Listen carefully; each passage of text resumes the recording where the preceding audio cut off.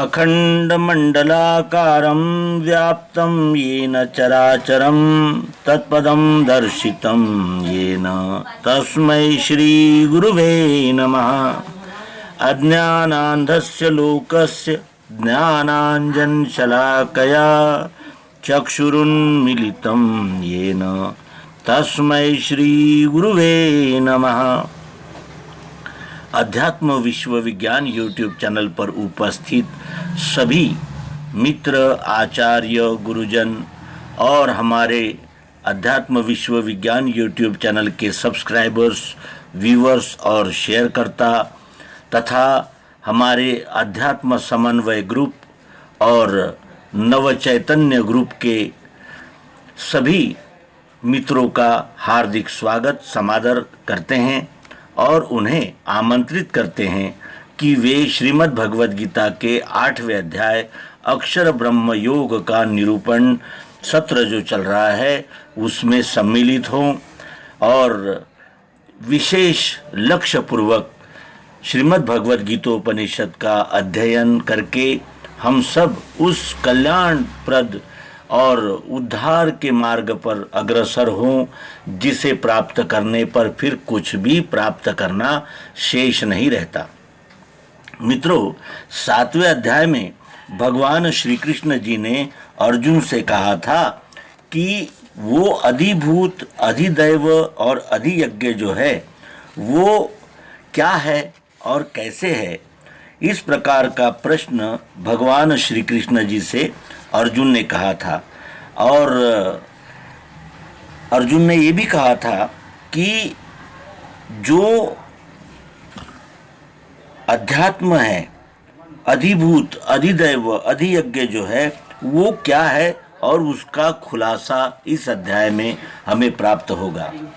7वें अध्याय में ज्ञान विज्ञान शीर्षक से हमने ये जाना कि पृथ्वी, जल, अग्नि, वायु, आकाश, मन, धी और अहंकार यही प्रकृति के 8 अंग है और साथ ही हमने ये भी जाना कि वो 8 अंग इस संपूर्ण ब्रह्मांड में किस तरह व्याप्त है। आइए अब 8वें अध्याय अक्षर ब्रह्म योग को जानें। प्रकृति, पुरुष और परम पुरुष, क्षर, अक्षर, पुरुषोत्तम, ये त्रिपुटी है। क्षर के विषय में विस्तार पूर्वक हमने 7वें अध्याय में जाना। अब 8वें अध्याय में भगवान श्री कृष्ण जी ने जो अंतिम श्लोक में अर्जुन को जागृति दी थी कि अधिभूत दैव यज्ञ जाने इन सह जो मुझे प्रयाण काल में भी वो शांत चित्त मुझे लखे, अर्थात अधिभूत, अधिदैव और अधियज्ञ इनके सहित जो मुझे जानता है, यानी त्रिपुटी सहित जो मुझे जानता है, वो प्रयाण काल भी शांत चित्त होकर मुझे देखता हुआ मुझ में ही रममाण हो जाता है, मुझ में ही लय को प्राप्त करता है। जब हमारा प्रणय यानी प्रयाण काल होता है, शरीर त्यागने का समय होता है, उस समय हम जिन संस्कारों को जीवन भर इकट्ठा करते हैं वही भाव हम पर आच्छादित होते हैं और उन्हीं भावों में हम अपने प्राणोत्क्रमण को करते हैं। और जब फिर नया शरीर धारण करने का प्रसंग होता है तो वही संस्कार लेकर ये 17 तत्वों का सूक्ष्म देह फिर नया शरीर लेकर उपस्थित होता है। इसलिए अंतिम समय में हमने अधिभूत, अधियज्ञ और अधिदैव ये जो त्रिपुटी है इसके विवरण को जो जीवन भर यदि हमने साध्य किया और इस त्रिपुटी सहित विश्वरूप परमात्मा को यथार्थतः जान लिया तो फिर हमारा आगामी जन्म इनके साक्षी भाव में होता है और फिर हम आगे का प्रवास जारी रखते हैं। अब यहाँ अर्जुन उसी बात को उठा रहा है, उसी प्रश्न को, उसी बात को खुलासे के लिए श्री कृष्ण जी से पूछ रहा है। वो कहता है, वो ब्रह्म क्या, क्या अध्यात्म, कर्म क्या, पुरुषोत्तम, अधिभूत कहा वो क्या, अधिदैव किसे कहे। जो आपने कहा था कि अधिभूत, अधिदैव और अधियज्ञ इन सब जो मुझे जानता है वो प्रयाण काल में शांत चित्त होकर मुझे ही देखता है, यानी मुझ में ही विलीन हो जाता है, विश्व रूप में ही विलीन हो जाता है। तब अब वो भगवान श्री कृष्ण जी से अर्जुन पूछ रहा है कि वो ब्रह्म क्या है, अध्यात्म क्या है, कर्म क्या है और पुरुषोत्तम क्या है। अधिभूत जिसे आप कहते हैं वो क्या है और अधिदैव क्या है। ये वो यानी 7वें अध्याय का लिंक लेकर, 7वें अध्याय की यानी जागृति लेकर अब वो इसका खुलासा चाहता है। अधियज्ञ किसे कहते हैं, वो इस देह में कैसे है, इस विषय में भी वो परीक्षा करता है। कहता है अधियज्ञ क्या है, कैसे देह में मधुसूदन, प्रयाण काल में कैसे योगी आत्मजयी लखें। हे मधुसूदन, अधियज्ञ किसे कहते हैं, वो देह में कैसे हैं और अंत समय में जो आत्मजयी योगी होते हैं वो इसे किस प्रकार देखते हैं, ये आप समझा कर कहिए। भगवान श्री कृष्ण जी ने इस प्रश्न का जो उत्तर दिया है वो इस त्रिपुटी में विश्वरूप परमात्मा का खुलासा, और इस खुलासे को भगवान अब यहाँ से आरंभ कर रहे हैं।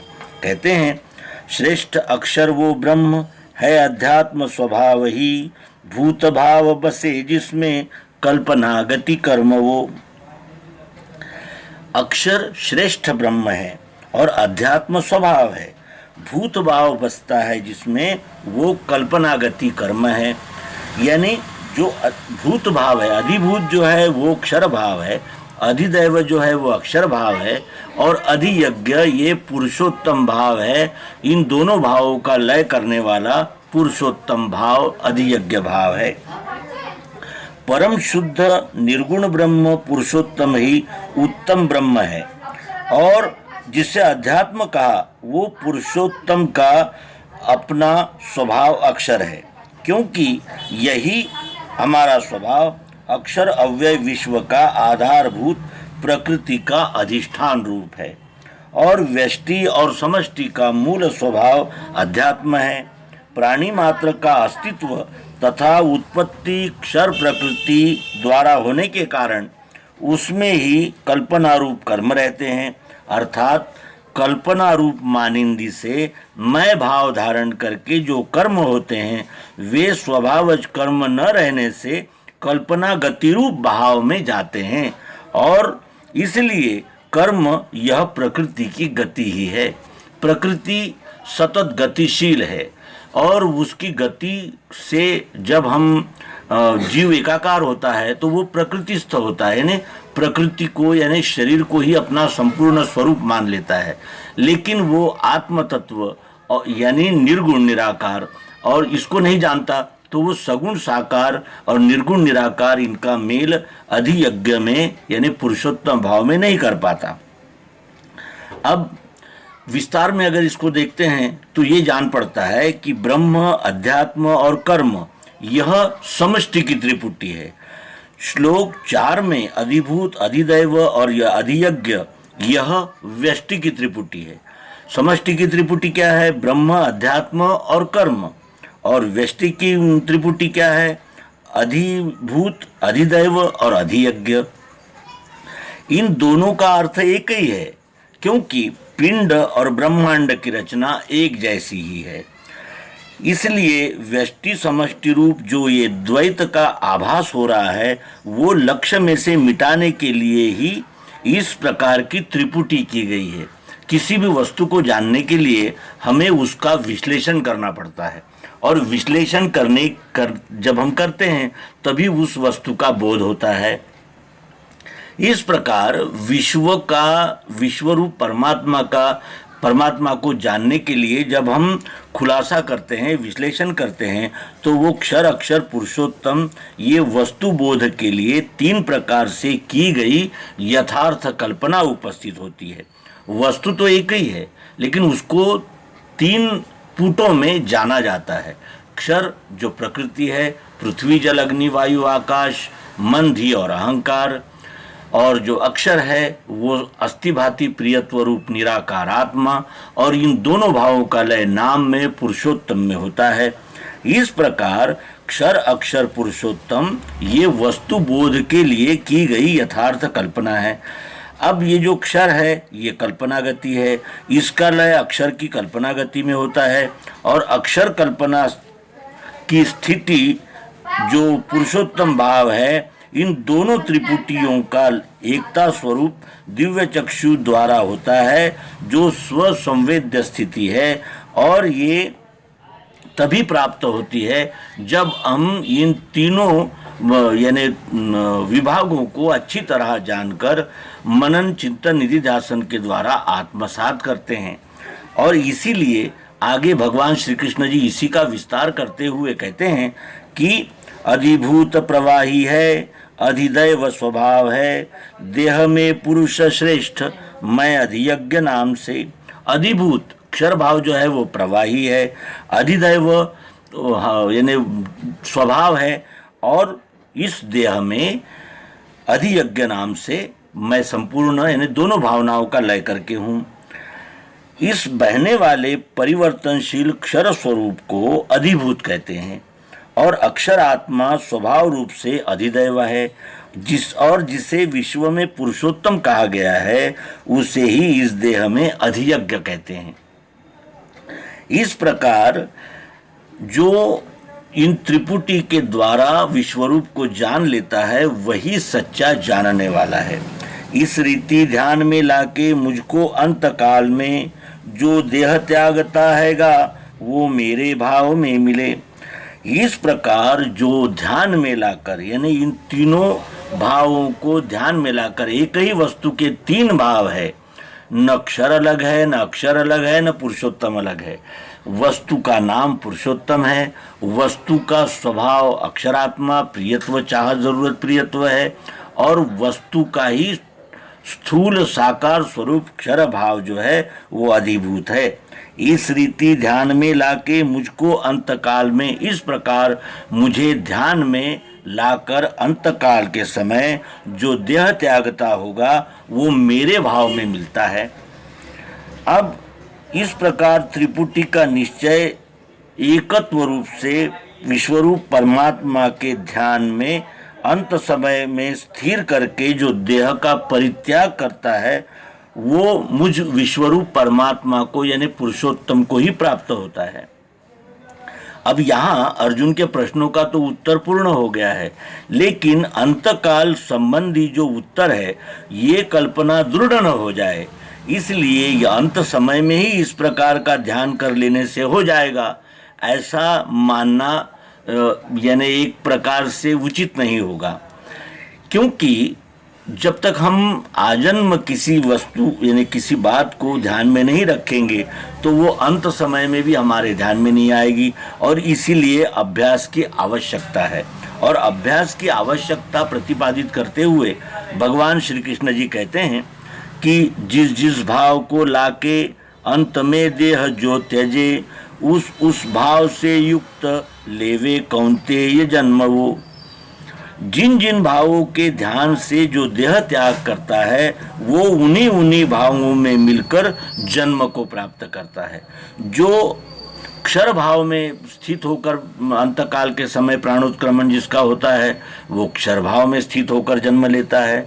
जो अक्षर भाव में स्थित होकर जन्म लेता है यानी आयु बिताता है और अंतिम समय में अक्षर का ही ध्यान करता हुआ प्राणोत्क्रमण करता है तो वो अक्षर भाव से जन्म लेता है। और जो पुरुषोत्तम भाव का ध्यान करते हुए जन्म ले यानी अंतकाल में प्राण यानी देह त्याग करता है वो फिर पुरुषोत्तम भाव के ध्यान में ही आगामी जन्म में आता है।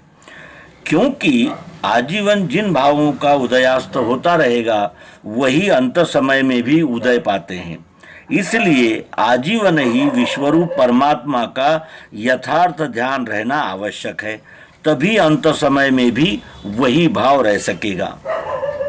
जबकि भाव के अनुसार जन्म होना ये नियम है।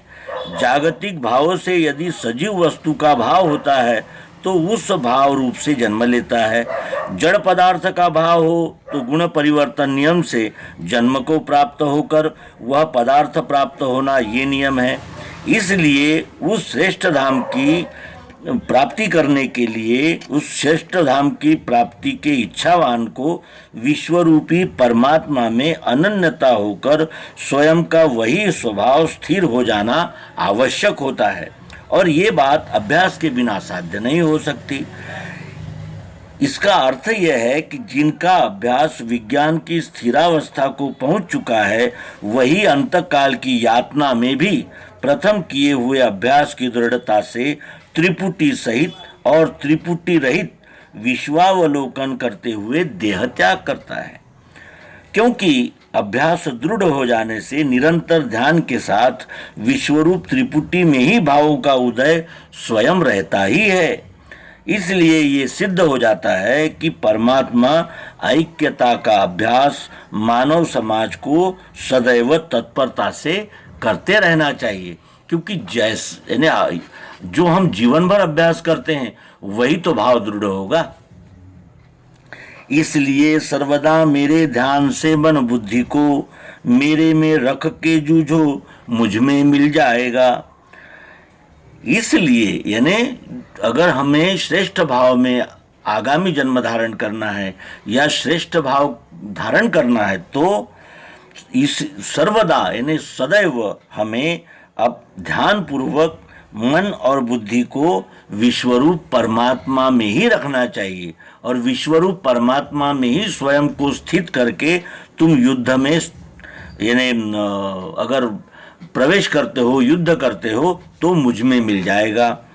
इसलिए सर्वदा मेरे ध्यान से मन बुद्धि को मेरे में रख के जूझो, मुझ में मिल जाएगा। अब भाव के अनुसार जन्म होना ये नियम है, तो सदैव मुझ विश्वरूपी परमात्मा के त्रिपुटी सहित ध्यान में मन बुद्धि को लगाते हुए विश्वरूप परमात्मा में स्थिर करके युद्ध कर। इस प्रकार युद्ध करते हुए भी मुझ विश्वरूप परमात्मा में ही मिल जाएगा, ऐसा भगवान का यहाँ स्पष्ट उपदेश है। अनन्य मन से पार्थ अभ्यास योग युक्ति से जो मेरा ध्यान करता है पाता है पद दिव्य वो। हे अर्जुन, इस योग युक्ति अर्थात दिव्य चक्षु की योग युक्ति के अभ्यास के द्वारा अनन्य मन से अर्थात नाम रूपात्मक द्वैत रूपी कल्पना रहित मन से जो मुझ विश्वरूप परमात्मा का ध्यान करता है, वो पुरुषोत्तम पद को प्राप्त करता है। अर्जुन के 7वें श्लोक में पूछे गए प्रश्न के उत्तर की दृढ़ता में अनेक भावयुक्त देह त्याग स्थिति बतलाकर फिर उस निज स्वरूप के ध्यान की श्रेष्ठता बताई गई, और इस प्रकार ये बतलाया कि पुरुषोत्तम पद का स्वरूप तथा उसके ध्यान को अनन्यता पूर्वक अभ्यास के द्वारा दृढ़ करना होगा। अनादि सर्वज्ञ अचिंत्य रूपी निर्माण करता सबका नियंता प्रकाश वर्णी तम से परे वो अत्यंत जीना यह ध्यान करके। आदि अंतरहित अर्थात अनादि सर्वसाक्षी होने से सर्वज्ञ और आप ही आप संवेद्य रहने से अचिंत्य रूप वो विश्वरूप परमात्मा है।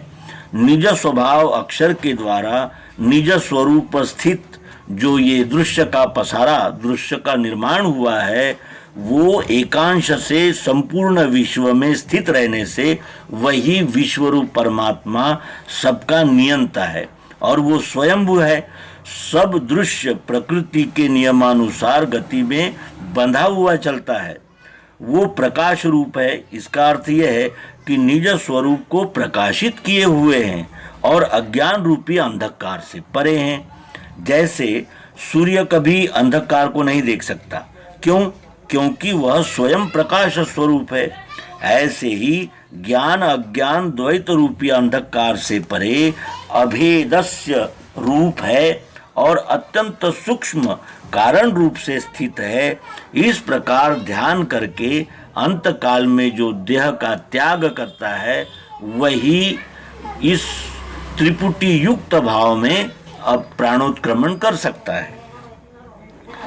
प्रयाण में मन से सुस्थाई सद्भक्ति से योग अभ्यास द्वारा ध्रुवों के दो बीच में प्राण थामे, वही मिले पुरुष सनातनी में।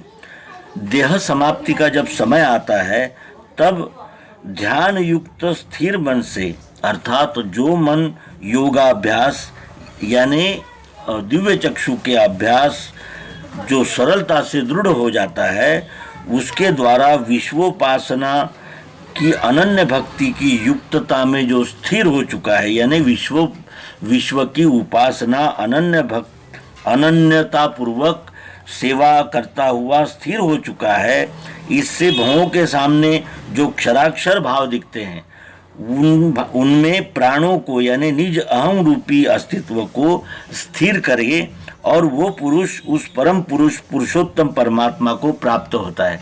अब इसका यदि अनुभविक विश्लेषण करें तो ये दिखता है कि दो भवे हैं, क्षर और अक्षर, इन दोनों के मध्य में दृष्टि को स्थिर करें। अब इसका क्या अर्थ है, दोनों के मध्य में प्राण को थामना? इसका अर्थ ये है कि न क्षर न अक्षर, क्षर सहित अक्षर और अक्षर के सहित क्षर, इन दोनों का लय पुरुषोत्तम विश्वरूप परमात्मा में करके जो पुरुष प्रयाण के द्वारा सद्भक्ति से योग और अभ्यास के साधन से स्थायी मन करता हुआ इन दोनों भावों के बीच में यानी नाम में ये दोनों भाव का लय है, ऐसा दृढ़ संकल्प और दृढ़ अभ्यास के द्वारा जो प्राण यानी प्रयाण करता है वो ही पुरुष सनातनी में मिल जाता है। सनातन ये विश्व है, इसमें मिलने के लिए हमें उस भाव में स्थिर होना पड़ता है जो अभ्यास से ही साध्य है।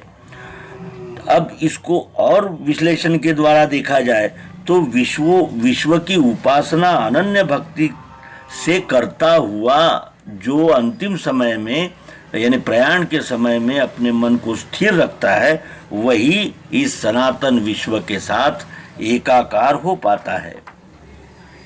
जिसे कहे अक्षर वेद वेत्ता, जहाँ मिले है यति वीतरागी, पाले जिसके हेतु से ब्रह्मचर्य, संक्षेप में वो पदहु लखाता। अब जिसे वेदों के जानकार अक्षर ब्रह्म कहते हैं और जहाँ यति और वीतरागी मिल जाते हैं, जिसको पाने के लिए ब्रह्मचर्य का आचरण करते हैं, उस पद को मैं संक्षेप में आपको लखाता हूँ, यानी संक्षेप में उसका दिग्दर्शन करता हूँ, तुम्हें अनुभव में ला देता हूँ। निर्गुण निराकार को ब्रह्म कहते हैं, जिसमें आसक्ति रहित यतिजन मिल जाते हैं, और जिस निर्गुण ब्रह्म को प्राप्त करने के लिए लोग ब्रह्मचर्य का पालन करते हैं, उस पद का रहस्य अब भगवान श्री कृष्ण जी उद्घाटित कर रहे हैं। रोक के सब द्वारों को हिये में मन खींच के, भौहों के मध्य में प्राण बैठा के योग जो करे। इंद्रियों के सब दरवाजों को रोक कर, अर्थात इंद्रियों में से मन को खींचकर हृदय में स्थिर करना होगा, और उसके बाद उस मन के द्वारा प्राणवायु को मस्तक में स्थित करके प्राणायाम क्रिया करके जो योग करता है, वो अक्षर ब्रह्म का विचार करता हुआ प्रयाण काल में अपने देह का त्याग करता है। एक अक्षर ओम ब्रह्म कह के मेरे ध्यान से जो देह छोड़ के जावे, उसे श्रेष्ठ गति मिले। ओम यह एक अक्षर का उच्चारण करते हुए ओम के लक्ष्य स्वरूप मुझ विश्वरूपी पुरुषोत्तम के ध्यान में युक्त होकर जो देह को त्याग कर जाता है, उसी को उत्तम गति प्राप्त होती है। ओम किसे कहते हैं? ओम में 3 अक्षरों का संबंध आता है, अ, उ और म। ये त्रिपुटी है। अ से क्षर भाव, उ से अक्षर भाव और म से पुरुषोत्तम भाव। इस प्रकार जब हम अभ्यास के द्वारा इन तीनों स्थितियों को जानने लगते हैं तो उनका समुच्चय रूप ओम हो जाता है, और इस ओम के ध्यान में यानी ये विश्व ही परमात्मा है, न अक्षर न पुरुषोत्तम, ये त्रिपुटी विश्व को जानने के लिए ही की जाती है। इस प्रकार अभ्यास के द्वारा जो देह छोड़ के जाता है उससे ही श्रेष्ठ गति मिलती है। अब ये श्रेष्ठ गति को पाने के लिए किस तरह प्रयासशील रहना होता है उसके विषय में दिग्दर्शन। अनन्य भाव से मेरा अखंड ध्यान जो करे, उस नित्य युक्त योगी को पार्थ मैं स्वल्प हूँ सदा। त्रिपुटी योग के अभेद भाव युक्त चित्त को एकाग्र करके मुझ विश्वरूप परमात्मा का अखंड अनन्य भाव युक्त ध्यान। अब ये ध्यान क्या है? तो जैसे हम किसी बात को ध्यान में रखते हैं, ध्यान का लक्ष्य यानी अर्थ है एकाग्रता पूर्वक उसी भाव में स्थिर हो जाना। तो इस प्रकार जब हम अखंड अनन्य भाव युक्त ध्यान से और स्थूल सूक्ष्म कारण महाकारण इन वासनामय कोशों का योग के द्वारा लय करके यानी अन्यता को मिटाकर जब हम विश्वरूप परमात्मा का ध्यान सदैव करते रहते हैं, तो ऐसे सदैव ध्यान करने वाले नित्य युक्त अनन्य भाव के द्वारा अखंड ध्यान जो करता है, उस नित्य युक्त यानी सदैव विश्वरूप के ध्यान में रहने वाले योगी को मैं स्वल्प हूँ, यानी उसको ही सहजता से प्राप्त हूँ, ऐसा भगवान श्री कृष्ण जी इस श्लोक में कहते हैं। और आगे कहते हैं कि मुझे प्राप्त किए पीछे महात्मा श्रेष्ठ सिद्धिवान, विनाशी दुख का स्थान पुनर्जन्म नहीं लखे।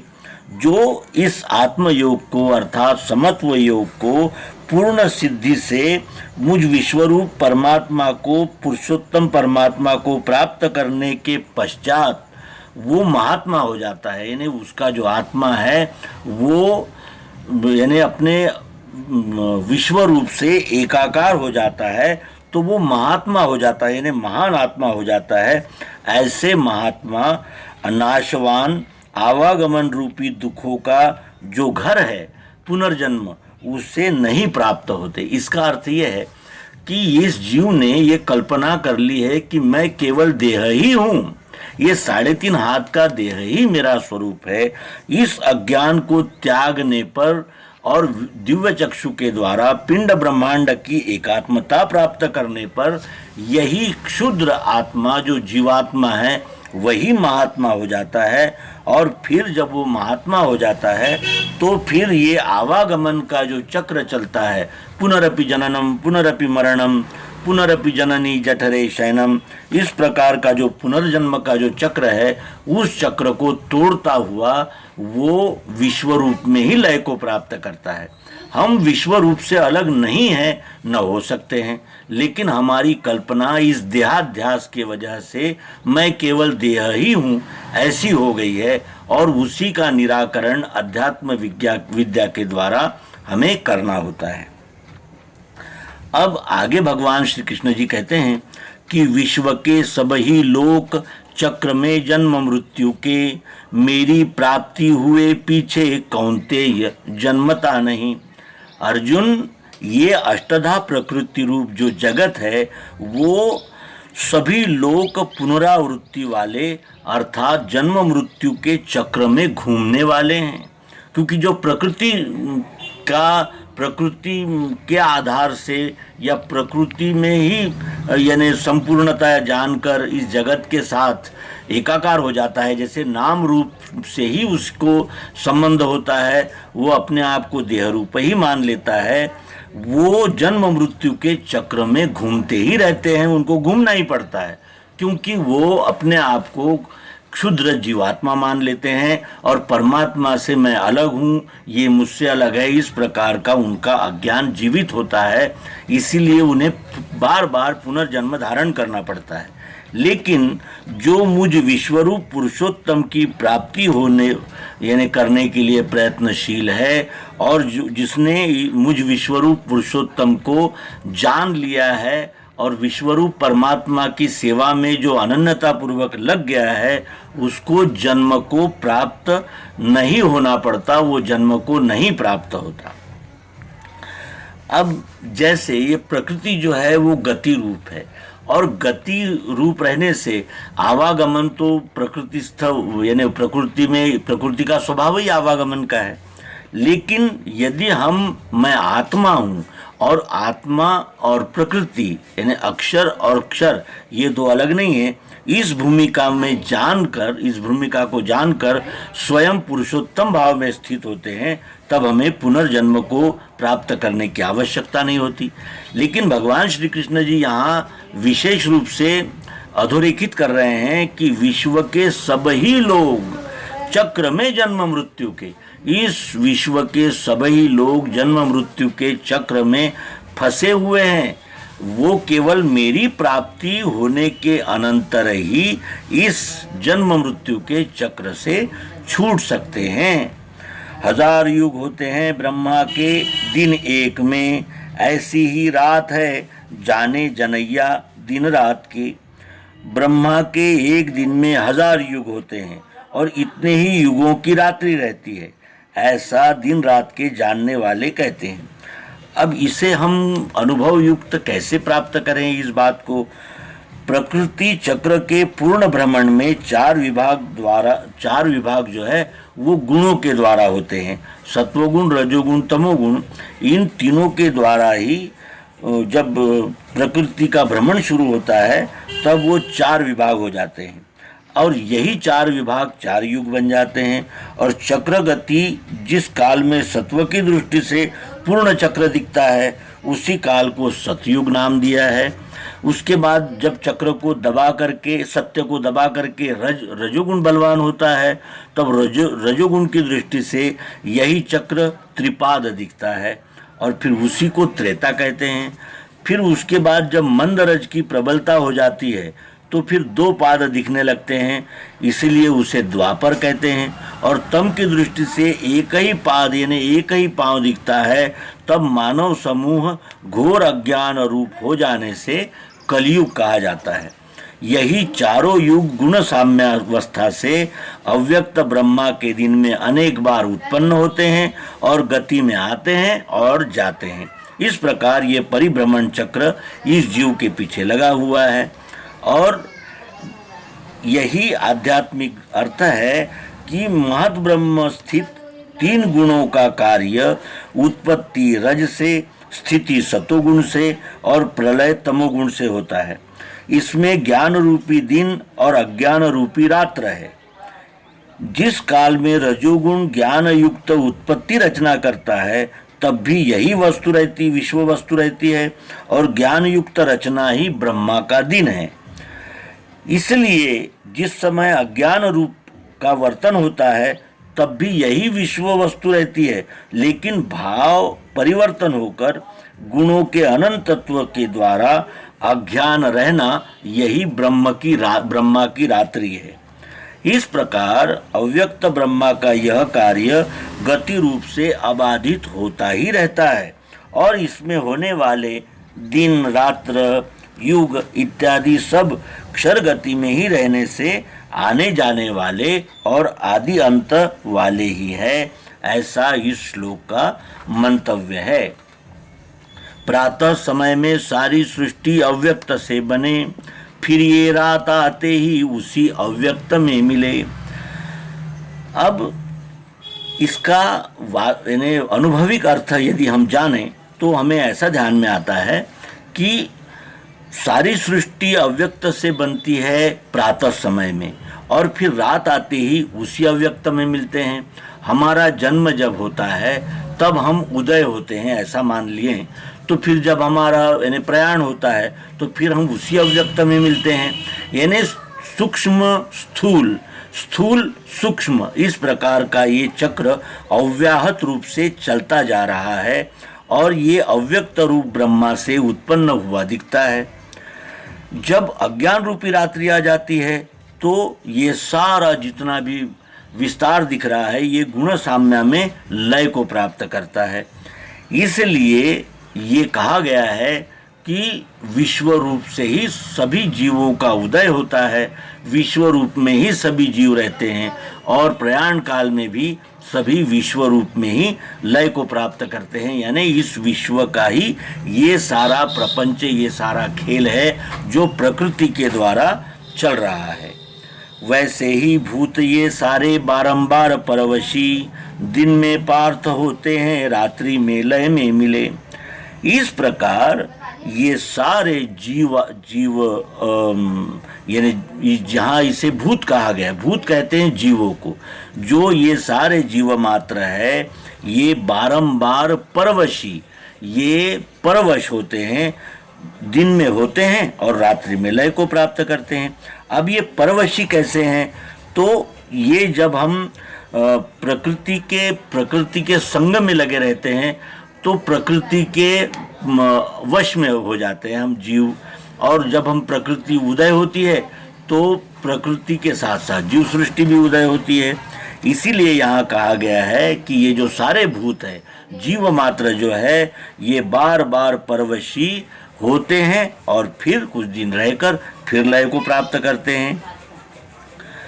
अब ये उत्पत्ति स्थिति लय के चक्र से बाहर कैसे हो, इसकी युक्ति भगवान श्री कृष्ण जी बताते हैं कि लय में सब भूतों के जिसका नाश है नहीं, वह अव्यक्त से न्यारा स्थायी सद्भाव और है।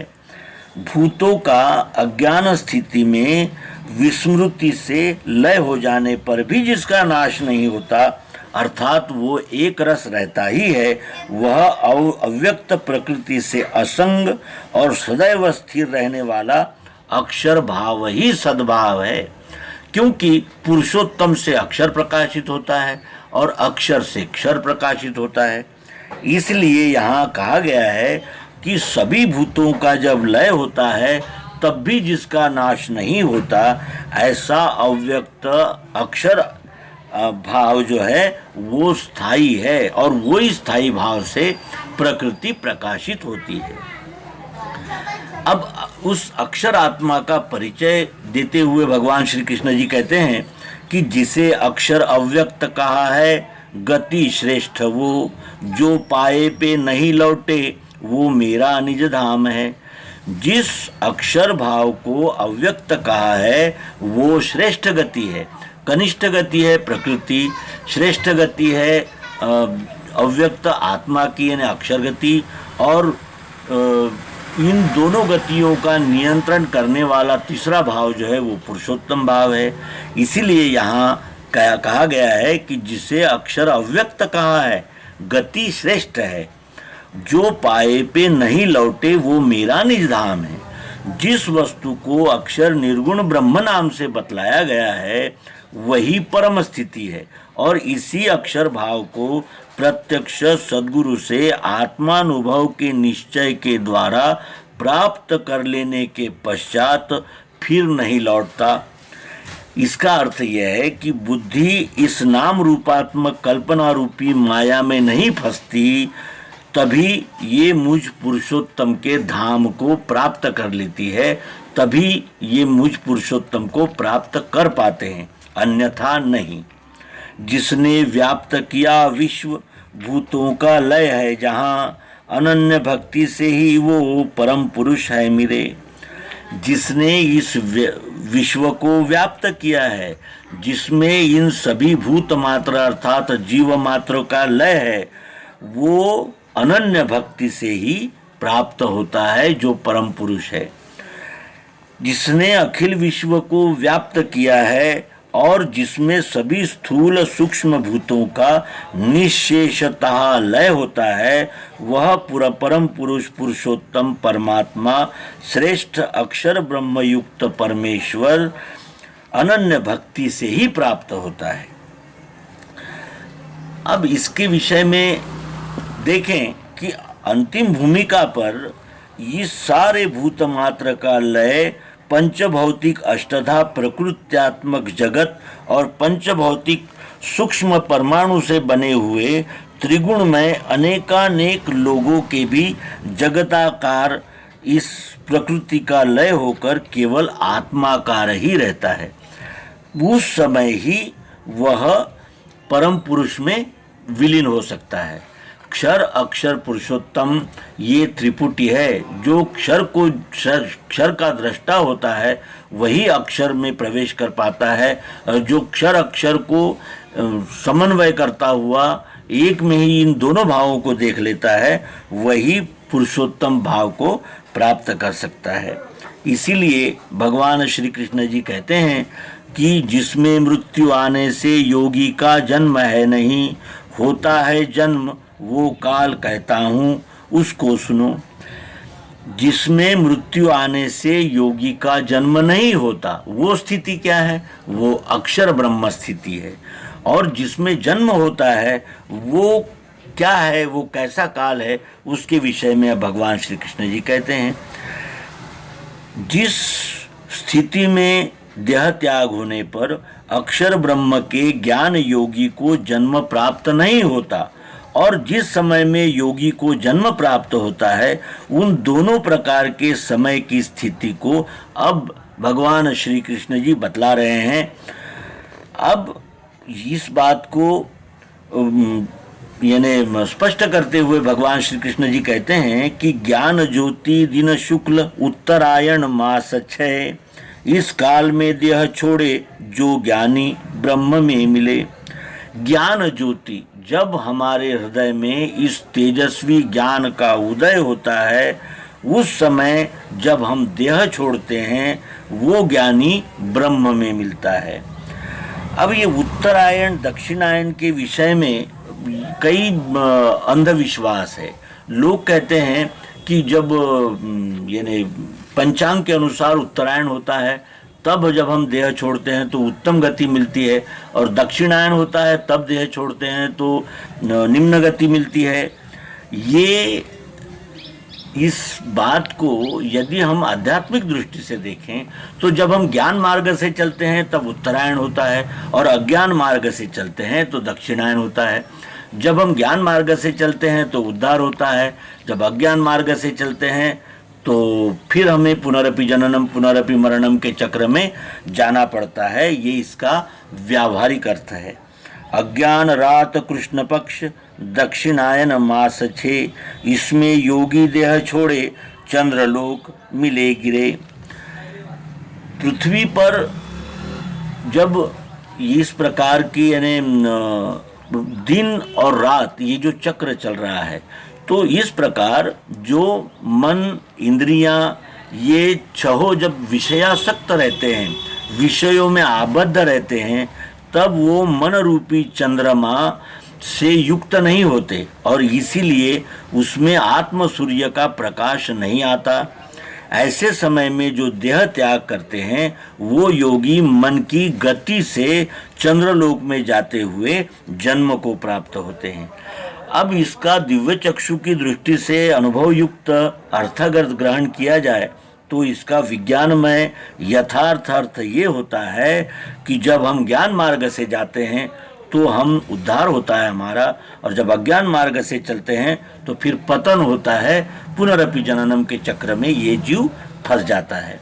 शुक्ल कृष्ण गति दो ये स्थायी है इस विश्व में, एक है मुक्ति की दाता देती है जन्म दूसरी। ये दैवी आसुरी इन दोनों सर्गों की दो गति यहाँ विश्व में सदैव रहती है, और इनमें दैवी मोक्ष देने वाली है और आसुरी बंध को देने वाली है। अब इसे कैसे जाने? तो इसके लिए हमें ये जानना होता है कि क्षर रूप जो गति है वो बंधन रूप है। तो जब हम क्षर के संग में लग जाते हैं, क्षर भाव के संग में यानी बद्ध हो जाते हैं, तब हम अपने आप को इस विश्व से अलग मानते हैं, यानी द्वैत रखते हैं, और हर बुरे कर्म जो है वो द्वैत का आधार लेकर ही होते हैं। अद्वैत में पर पीड़ा हो ही नहीं सकती, क्योंकि सब हमारा ही अंश है, हम ही सब में व्याप्त है और सब हम में व्याप्त है। पिंड ब्रह्मांड की एकात्मता जब हम दिव्य चक्षु के द्वारा कर लेते हैं तो ये बात स्पष्ट हो जाती है। इसीलिए शुक्ल कृष्ण गति दो ये स्थायी है इस विश्व में, एक है मुक्ति की दाता और देती है जन्म दूसरी। इस प्रकार कहा गया है। और साथ ही भगवान कह रहे हैं कि दोनों को जानने वाला योगी कोई नहीं फंसे। इन दोनों भूमिकाओं को जानने वाला जो योगी है वो कभी नहीं फंसता। इसलिए सर्वदा पार्थ रहना योग युक्ति से।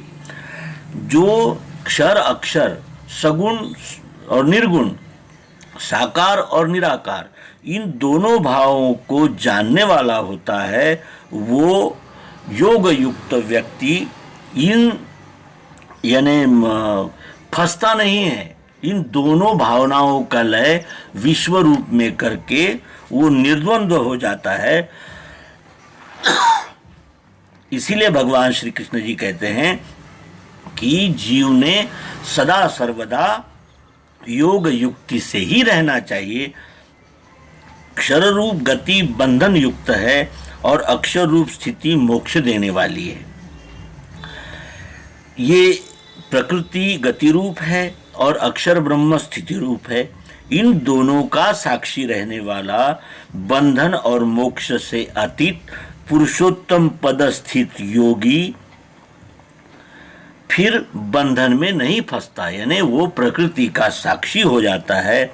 और उस योगी को क्षर अक्षर इसका भास ही गोचर नहीं होता है। वो दोनों का समन्वय पुरुषोत्तम भाव से करता है। न देह त्याग की भावना ही उसके पास रहती है, न देह धारण करने की भावना रहती है। वो जन्म मृत्यु की भावना से ऊपर उठ जाता है। उसे स्वयं सर्वरूप ही दिख पड़ता है। इसलिए सदैव आत्मयोग में युक्त ही रहना चाहिए। जो वेद वेत्ता तपदान करता, जो यज्ञ करता फल पूर्ण लेवे, है तुच्छ जाने सबको त्यजे वो, योगी मिले आदि परम स्थिति में। जो वेद वेत्ता, जो वेदों का जानकार है, तप दान करता, जो तप करने वाला दान करने वाला है, जो यज्ञ करता, जो यज्ञ करने वाला है, वो पूर्ण फल प्राप्त करता है। और वो पूर्ण फल प्राप्त करके उस फल को भी है तुच्छ जाने सबको त्यजे वो, यानी कर्तृत्व का अभिमान और कर्म फलाशा को त्याग देता है। तुच्छ जानकर जो उसका त्याग कर देता है, वही योगी मिले आदि परम स्थिति में। वही योगी आदि परम स्थिति में मिल जाता है। जो वेद को यानी श्रुतियों को जानने वाले हैं और उनके अनुसार तप दान करने वाले हैं, जो यज्ञादि कर्मों के करने वाले हैं, उन कर्मों का पूर्ण फल चाहते हैं। इन सब कर्म फलों को क्षुद्र मानकर, शुद्र जानकर वह आत्मयोगी छोड़ देता है, त्याग कर देता है। ऐसे पुरुषोत्तम पदारूढ़ परम स्थिति रूप पर ब्रह्म को प्राप्त हो जाता है। त्रिपुटी को क्यों जानना चाहिए? और इस विश्वरूप त्रिपुटीमय है और त्रिपुटी सहित है और त्रिपुटी रहित भी है। सहित है क्योंकि क्षर अक्षर पुरुषोत्तम ये विश्व रूप के ही तीन भाव है, और त्रिपुटी रहित है क्योंकि जब वो विश्व रूप है तो फिर उसमें ही क्षर अक्षर पुरुषोत्तम इन तीनों भावों का लय है। इस प्रकार जो जानता है वही योगी है और उसी को परम पद प्राप्त होता है। ऐसा भगवान श्री कृष्ण जी श्रीमद् भगवद गीतोपनिषद के 8वें अध्याय अक्षर ब्रह्म योग के 28वें अंतिम श्लोक में घोषणा करते हैं। और इसका उपसंहार सद्गुरु भगवान श्री मायानंद जी चैतन्य करते हैं। क्या है भूत सुदैव यज्ञ किसको, योगी जनों ने कहा, पूछा अर्जुन ने सुभेद इसका, श्री कृष्ण जी ने कहा।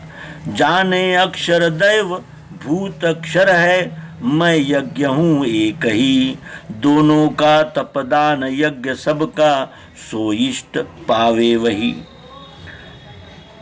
भगवान से अधिभूत अधिदैव अधियज्ञ अर्थात क्षर अक्षर पुरुषोत्तम इस प्रकार त्रिपुटी को सुन करके अर्जुन प्रश्न करने लगे कि इस त्रिपुटी का वस्तु बोधात्मक रहस्य बतलाने की कृपा कीजिए। ऐसे अर्जुन के पूछने पर भगवान कृष्ण जी कहते हैं कि अधिभूत अक्षर ब्रह्म है, अधिदैव अक्षर ब्रह्म है और अधियज्ञ विश्वरूपी परमात्मा पुरुषोत्तम एक ही है। इसलिए त्रिपुटी योग युक्त योगी ही श्रुतियों में कहे हुए यज्ञ, दान, तप आदि कर्मों का फल त्याग कर परिस्थिति रूप मुझ पुरुषोत्तम को ही प्राप्त होता है, क्योंकि यही हम सब जीव मात्र का इष्ट है। तो इस प्रकार हमने 8वां अध्याय अक्षर ब्रह्म योग अवलोकन किया, इस अध्याय का अध्ययन किया और ये धीरे धीरे अभ्यास योग युक्ति से प्राप्त किया जा सकता है। अक्षर के विषय में 7वें अध्याय में, 8वें अध्याय में अक्षर के विषय में भगवान श्री कृष्ण जी ने हमें बोध दिया है। अब आगामी अंक में हम अध्याय 9 का निरूपण प्राप्त करेंगे और इस बोध को हृदयस्थ करेंगे कि हम धीरे धीरे प्रकृति के साक्षी होकर अक्षर आत्मा में स्वयं को स्थित करते हुए पुरुषोत्तम परमात्मा को जानकर विश्वरूप परमात्मा की अनन्य भक्ति में संलग्न होते हुए इस शरीर का, इस देह का त्याग करने का संकल्प लें। सतत वैराग्य और अभ्यास के द्वारा इस स्थिति को प्राप्त किया जा सकता है। इस बोध को हृदयस्थ करते हुए नर्मदे हर सद्गुरु भगवान की जय, विश्वरूप परमात्मा की जय। ओम शांति शांति।